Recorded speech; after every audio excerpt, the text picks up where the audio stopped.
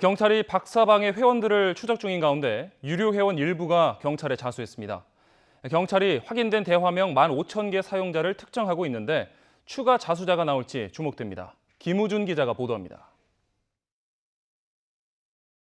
조만간 박사방 유료 회원들을 겨냥한 경찰의 강제 수사가 이뤄질 거라는 예고에 유료 회원 3명이 자수했습니다. 강도 높은 수사 압박이 효과를 본 것으로 풀이됩니다.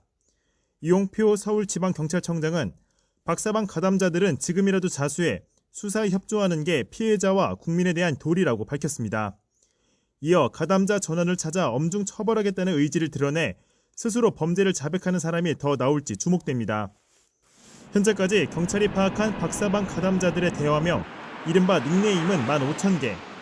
텔레그램에선 한 사람이 여러 개 대화명을 동시에 쓸 수 있어 회원 수는 이보다 줄어들 수 있습니다. 또 사용자가 원하는 때 수시로 대화명을 바꿀 수 있어 대화명만으로 용의자를 특정하는 건 쉽지 않습니다.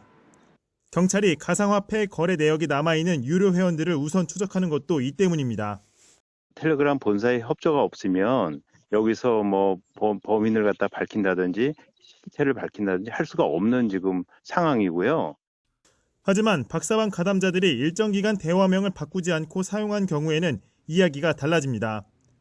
방이 폭파되더라도 대화명을 쫓아 대화의 흔적을 추적하면 시간이 걸리더라도 어느 정도 신원을 특정할 수 있다는 겁니다. 실제로 조주빈의 대화명 박사는 누구도 몰랐던 정체를 추적 검거하는데 결정적인 단서가 됐습니다.